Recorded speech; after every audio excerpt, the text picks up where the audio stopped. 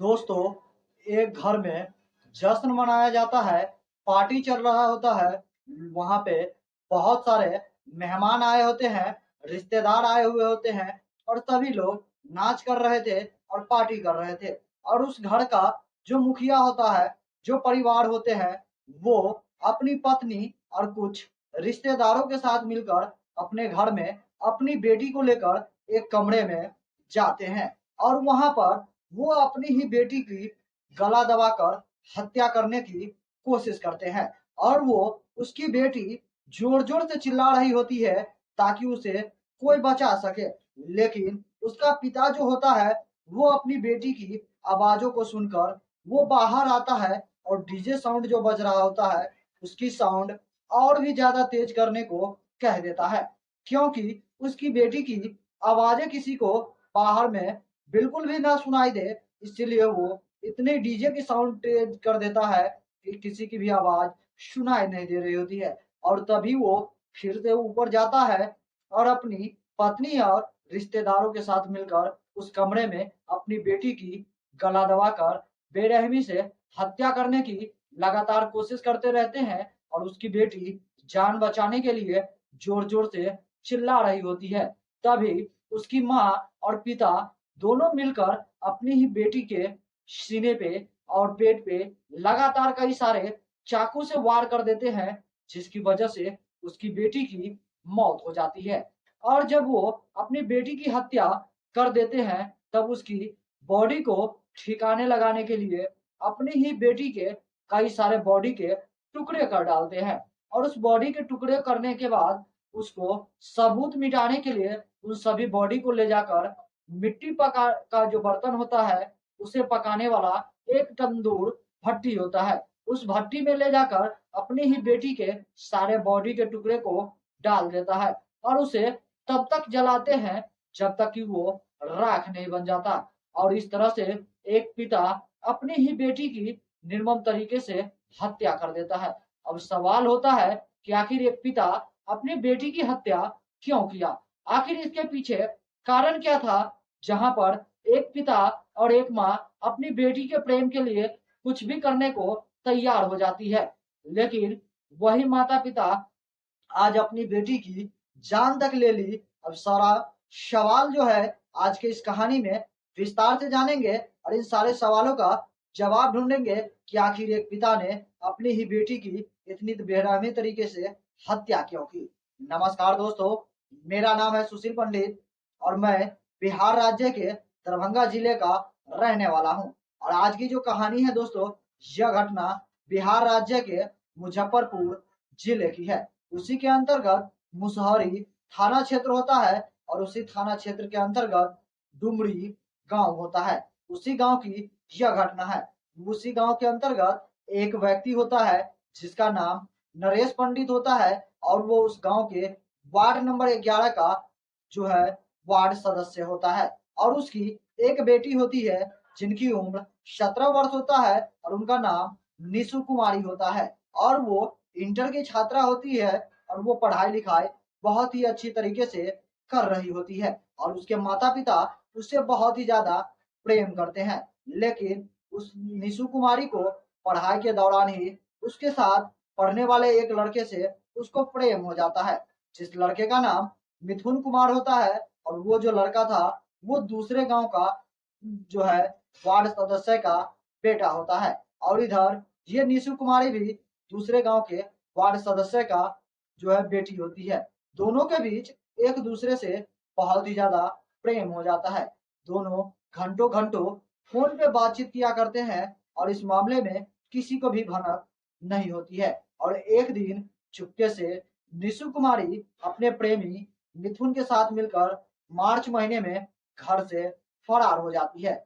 जब इस मामले में निशु के पिता नरेश पंडित को ये पता चलता है तो वो बहुत ही ज्यादा बौखला जाते हैं और वो अपना आपा खो बैठते हैं। और इस घटना के लेकर बिना कुछ देरी किए हुए ही इस घटना के बारे में पुलिस को जानकारी देते हैं। पुलिस उसकी बेटी की और उसके बेटी के प्रेमी को हर जगह तलाश करते हैं और साथ ही साथ उस नरेश पंडित जो वार्ड का सदस्य होता है वो अपनी तरफ से भी हर मुमकिन कोशिश करते हैं कि वो अपनी बेटी निशु कुमारी और उसके प्रेमी मिथुन को ढूंढ सके, लेकिन उसे कहीं भी वो लोग नहीं मिलते हैं। इसको लेकर मिथुन के पिता के ऊपर गांव समाज वाले काफी दबाव बनाने लगते हैं और पुलिस वाले भी उनके ऊपर कड़ी सख्ती से प्रेशर डालने लगते हैं, जिसके वजह से मिथुन का पिता बहुत ही ज्यादा परेशान हो जाता है। तब वो अपने बेटे से कहता है और वो अपने बेटे को और उसकी जो बेटे की प्रेमिका निशु कुमारी होती है, उन दोनों को पुलिस के हवाले कर दिया जाता है। और पुलिस के पास जैसे ही वो लोग पहुंचते हैं, इस घटना की जानकारी उस लड़की के पिता नरेश पंडित को देते हैं। वो थाने में पहुंचते हैं तो उसकी बेटी निशु कुमारी को जो है उसके पिता के हवाले कर दिया जाता है और वो लड़का वापस अपने पिता के पास चला जाता है। लेकिन यहीं पे पुलिस से सबसे बड़ी गलती हो जाती है। जैसे ही उसने अपने उस लड़की को उसके पिता के हवाले कर देता है, तब उसका पिता उस लड़की को लेकर अपने घर पहुंचता है और अपनी बेटी के प्रेम प्रसंग से इतना ज्यादा नाराज होता है कि वो एक ऐसी साजिश और घटना को अंजाम देने की प्लानिंग कर लेता है जिसके बारे में कोई सोच भी नहीं सकता था। दरअसल उसका पिता जो नरेश पंडित होता है, वो बेवजह एक पार्टी की तैयारी करता है, जहां पर जश्न की तैयारी होते हैं और वहां पे कई सारे रिश्तेदार और दोस्त लोगों को बुलाया जाता है और वहां पर डीजे बज रहा होता है। डीजे का फुल साउंड होता है और जो नरेश पंडित होता है वो अपने कुछ रिश्तेदार और अपनी पत्नी के साथ ऊपर एक कमरे में पहुंचता है, जहां पर वो अपनी बेटी निशु कुमारी को बुलाते हैं और घर बंद कर कर वो अपनी बेटी की गला घोटकर हत्या करने लगते हैं। लेकिन उसकी बेटी अपनी जान बचाने के लिए जोर जोर से चिल्लाने लगती है। जैसे ही उसके पिता को उसकी आवाज सुनाई देता है, उसका पिता दौड़कर नीचे आता है और डीजे जो बज रहा होता है उसको कहता है कि आप फुल साउंड कर दीजिए और डीजे साउंड का जो है बहुत ही तेज आवाज कर दिया जाता है और उसके बाद वो वापस अपने ऊपर वाले कमरे में जाते हैं और अपनी पत्नी और अपने रिश्तेदारों के साथ मिलकर वो अपनी बेटी निशु कुमारी की बहुत ही बेरहमी से हत्या कर देते हैं, गला घोट कर। और उसके बाद उसके सीने पे कई सारे चाकू के वार से। और जब उसकी बेटी की मौत हो जाती है, तब वो अपनी बेटी के बॉडी के कई सारे छोटे छोटे टुकड़े कर डालते हैं और उन टुकड़ों को सबूत मिटाने के लिए मिट्टी का जो बर्तन पकाने वाला तंदूर भट्टी होता है उसमें ले जाकर डाल देते हैं और उसे तब तक जलाते हैं जब तक कि वो राख नहीं बन जाता। और इस तरह वो अपनी बेटी की हत्या की सारी साजिश और प्लानिंग के तहत उसको मौत के घाट उतार दिया था। लेकिन इस मामले में किसी को भी भनक तक नहीं लगती और एक दिन उस लड़की का जो प्रेमी मिथुन था, वो अपनी प्रेमिका से काफी दिन हो चुका था, लगभग 4 से 5 दिन बीत चुके थे और उसे उससे ना ही कोई मुलाकात हुई थी और ना ही कोई फोन से बातचीत हो रही थी। तब वो उस लड़की के बारे में पता करने के लिए उसके घर के आसपास अगल बगल के लोगों से और वहां पे उसका जो दोस्त होता है उससे पूछता है। तो पूछताछ के दौरान ये पता चलता है कि जिस दिन उसके घर में जो है पार्टी हुई थी, उसके बाद से निशु कुमारी कहीं दिखाई भी नहीं दे रही है। 5 दिनों से वो गायब है। जैसे ही उस लड़के मिथुन कुमार को ये बात पता चलता है, वो अपने गांव में घूम रहे चौकीदार जिसका नाम अनिल राय होता है उससे इस सारे घटना के बारे में वो बताते हैं। वो बताते हैं चुपके से कि उसका वार्ड सदस्य नरेश पंडित के बेटी से प्रेम प्रसंग चल रहा था। वो दोनों पिछले 2 से 3 सालों से एक दूसरे से प्रेम करते हैं। लेकिन वो लोग जब एक दिन उसकी बेटी को पुलिस उसके हवाले किए थे और जब से 5 दिन आज हो चुका है, ना तो उसकी बेटी के बारे में कोई खोज खबर है और ना ही उसकी बेटी के बारे में कुछ भी पता चल रहा है। जैसे ही उस लड़की का प्रेमी मिथुन उस अपने गांव के चौकीदार अनिल राय को ये बात बताते हैं, वो पहले अगल बगल के लोगों से पूछकर ये कंफर्म करना चाहते हैं कि वाकई में ये सारा मामला है क्या। तब कहीं पे कुछ लोगों से ये बात कंफर्म हो जाती है कि उस लड़की के बारे में कुछ भी पता नहीं चल रहा है। तब वो अनिल राय जो चौकीदार होते हैं, वो अपने मुसहरी थाना क्षेत्र के जो इंचार्ज होते हैं उन्हें इस घटना के बारे में जानकारी देते हैं और वो अपने उस चौकीदार के कहने पर उस लड़के पिता के प्रति एफआईआर दर्ज करते हैं और उसके घर पर पुलिस टीम पहुंचते हैं। जैसे ही नरेश पंडित के पास उसके घर पर पुलिस पहुंचते हैं, वो लोग घबरा जाते हैं और उनसे सवाल किया जाता है कि आपकी बेटी निशु कुमारी कहाँ है, आप हमें उनसे बात करवाइए, हम उनसे मिलना चाहते हैं, उन्हें हम अपनी आंखों से देखना चाहते हैं। जैसे ही ये बात उसके पिता को पता चलती है, उसके पसीने छूटने लगते हैं। वो छोटी छोटी बातों को लेकर बहाना बनाने लगते हैं। वो कहते हैं कि उसकी बेटी किसी रिश्तेदार के यहाँ गई है, तो कहीं घूमने गई है। पुलिस कहता है अगर किसी रिश्तेदार के यहाँ गई है तो आप उसे फोन कीजिए और उससे हम व्हाट्सएप कॉल पे वीडियो कॉल बात करना चाहते हैं। इस तरह से पुलिस लगातार उसके हर एक बातों को ठठोल कर पूरी विस्तार से सही जानकारी लेना चाह रहे थे, लेकिन उसके पिता की ये झूठ जो होती है ज्यादा देर तक टिक नहीं पाती है और पुलिस उसे गिरफ्तार कर जेल ले जाते हैं और वहां पर उसके साथ कड़ी सख्ती से पूछताछ की जाती है।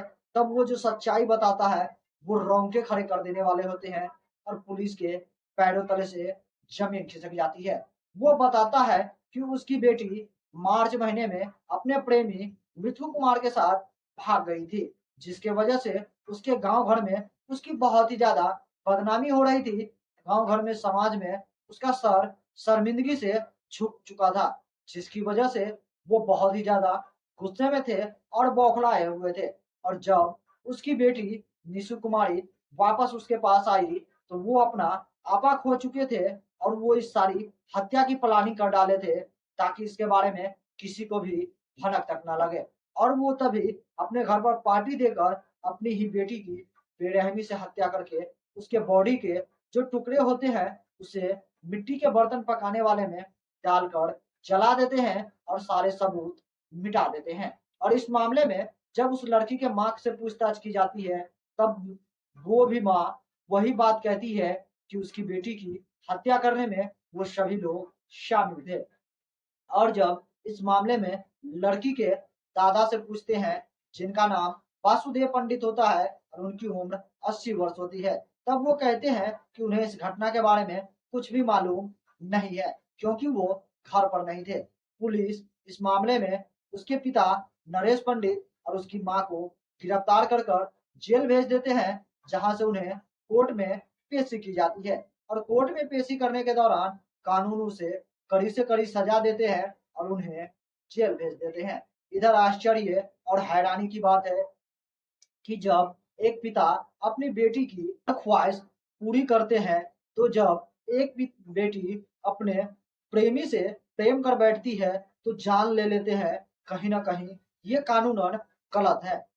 मानते हैं कि एक बेटी अपने पिता की इज्जत का ख्याल किए बिना वो दूसरे लड़के से दूसरे कास्ट में प्रेम कर बैठी थी, लेकिन कहीं ना कहीं पिता को प्रेम से समझाना चाहिए था, न कि उसकी जान लेने नहीं थी। कानून के तहत किसी का भी जान लेने का किसी को भी हक नहीं है। अगर आपको कोई प्रॉब्लम है तो आप कानून का सहारा ले सकते हैं।